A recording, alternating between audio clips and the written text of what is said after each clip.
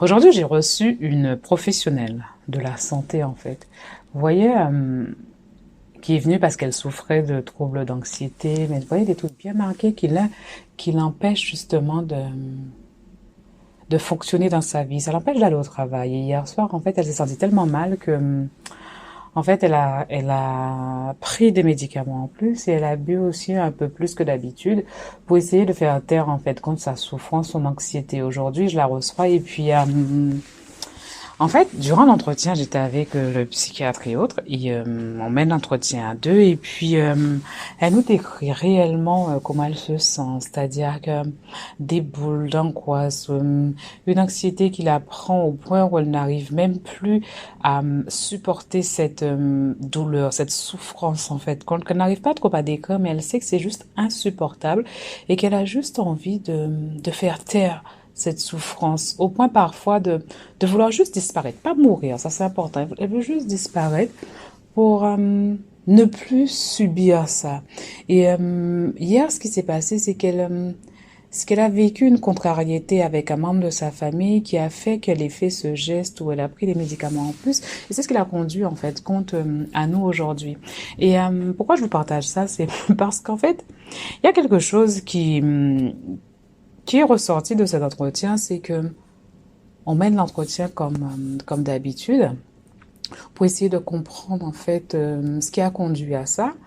Et à un moment donné, elle nous décrit réellement comment elle se sent. Elle nous dit ce qu'elle fait dans ces cas-là. Elle voit un généraliste. Et dans ces cas-là, ce qu'elle fait, c'est qu'elle prend de l'alcool ou elle prend des médicaments pour essayer de soulager sa souffrance. Ou du moins, en fait, moi, j'ai juste envie de dire pour essayer de faire taire plutôt cette souffrance.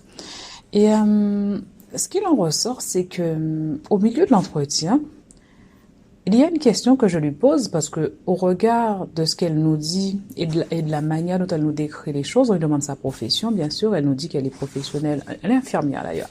Elle nous dit qu'elle est infirmière en activité. Donc du coup, on lui parle comme donc du coup, on se détend déjà. Vous voyez, l'atmosphère devient plus détendue du fait que ça soit un professionnel et autres. Mais malgré ça, vous voyez, parce qu'en fait, c'est toujours important de garder son intention et l'objectif de pourquoi, en fait, on vient là. C'est pas parce que c'est une collègue ou un confrère qu'on doit être moins vigilant par rapport à ce que les gens nous disent. À un moment donné, je lui pose une question qui peut paraître anodine. Et vous allez comprendre pourquoi je vous dis que ça peut paraître anodine. C'est que je lui demande, juste comme ça, c'est qui votre psychiatre? Ou votre psychologue. Vous savez ce qu'elle me répond? Je n'en ai pas. Et en fait, vous voyez, le psychiatre autant que moi, on reste bouche bée. Parce qu'on ne comprend pas en fait qu'elle nous décrit réellement ce qu'elle a. Elle y a un diagnostic posé dessus, des mots qui sont posés dessus.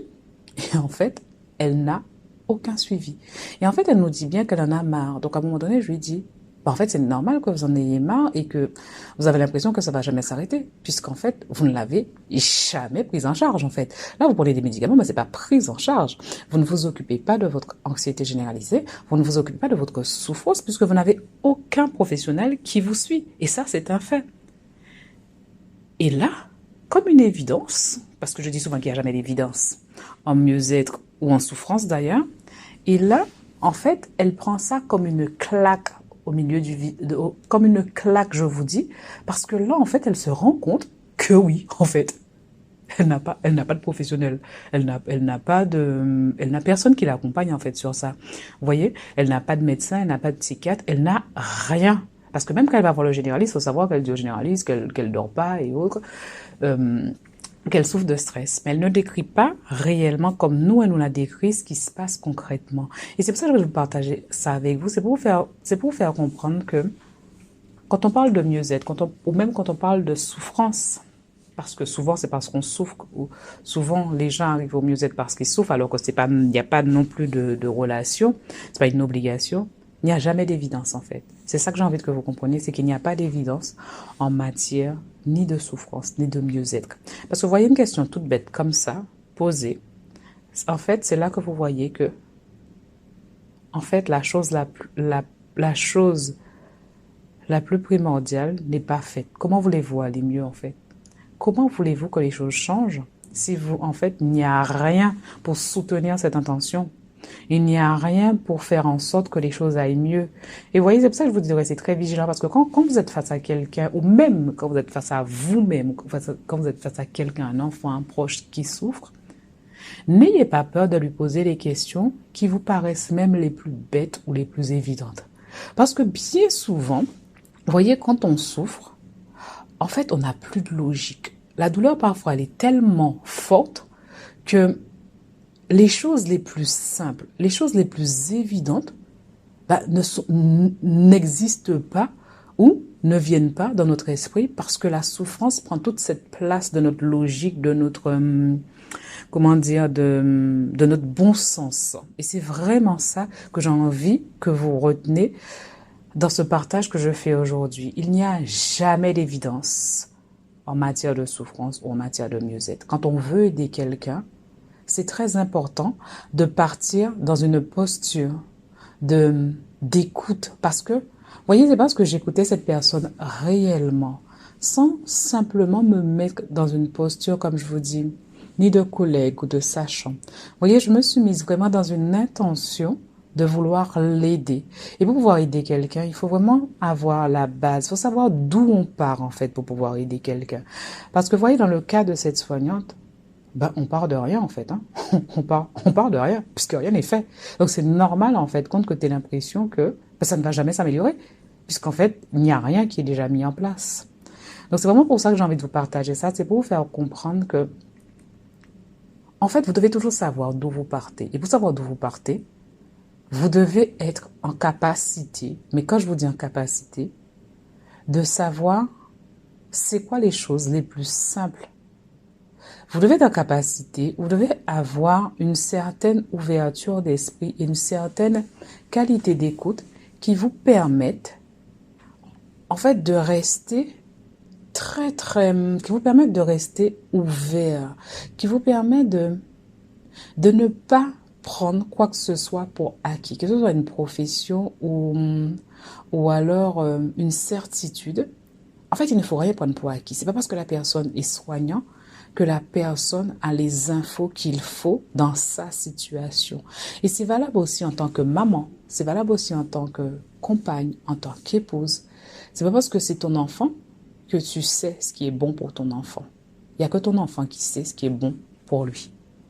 Tu peux lui donner un conseil, tu peux lui faire des propositions, des suggestions, mais il n'y a que lui qui saura ce qui est bon pour lui. Et dans un couple, c'est exactement la même chose. Vous voyez, là, je parle d'un cas clinique avec vous pour arriver à la vraie vie, dans le quotidien. Parce que c'est ça que je veux que vous gardez, c'est qu'il ne faut jamais partir d'évidence ou de faire de généralité ou partir de certitude. Parce que quand on part de certitude, notre intention, en fait, souvent on part de certitude en fait, on n'a pas pris le temps de fixer notre intention quand on va quelque part. Et moi, c'est vraiment ce que j'ai remarqué parce que moi, mon intention, à chaque fois que je vois des gens, et Dieu seul sait que je vois des gens, des passages, et il faut tout le temps se remettre dans cette posture. Quand je vois les gens, mon intention, c'est en fait, j'ai qu'une intention. Comment je peux faire pour venir en aide à cette personne? Point. Comment je peux faire pour lui donner les bonnes informations? Comment je peux faire pour débloquer sa situation? C'est juste ça mon intention. Quand on est aux urgences psy, en fait, notre intention, c'est ça. On fait de l'orientation, en fait. Et pour faire de l'orientation, il faut avoir des faits concrets. Il faut savoir d'où l'on part pour ne pas prendre de mauvaises décisions. Et même dans mon activité de coaching, c'est exactement la même base que je prends avec vous. Je prends vraiment, en fait, je pose une intention. Comment je peux faire pour vous aider? Mais pour poser cette intention, je veux savoir d'où je pars avec vous, en fait. Où on est là maintenant. Il faut poser les choses sur la table, en fait. Et c'est pour ça que parfois je vous pose des questions qui peuvent vous paraître parfois bêtes, parce que souvent c'est ça, mais c'est à travers ces questions qui peuvent nous paraître bêtes qu'on a les meilleures bases, en fait, et qu'on peut avoir les meilleurs résultats. Regardez dans le cas de cette personne dont je vous ai parlé. En fait, il a simplement fallu que je l'oriente sur un suivi, en fait. Et ça a tout débloqué chez elle. Le fait de savoir qu'elle va pouvoir compter sur quelqu'un et qu'en fait, il suffit dans un premier temps, parce que c'est ça qui prime dans un suivi en santé mentale. En fait, ce qui prime en santé mentale, c'est vraiment le suivi. C'est pas le traitement, c'est le suivi. Vous devez avoir, ou il est souhaitable d'avoir un référent professionnel pour ajuster ce qui ne va pas, pour vous diriger justement vers les personnes adéquates quand les situations se compliquent ou s'améliorent en fait. C'est vraiment ça. Et c'est à ça que ça sert un suivi. Et souvent je leur dis, le suivi est toujours plus important que le traitement. C'est ça qui prime dans la santé mentale. Donc voilà, donc c'est vraiment ce que j'avais envie de partager avec vous aujourd'hui. Donc j'espère que ça va vous éclairer sur quelque chose et puis dans le cas contraire, vous pouvez peut-être le partager à quelqu'un à qui ça pourrait servir ou aider. Bonne soirée. Professionnel.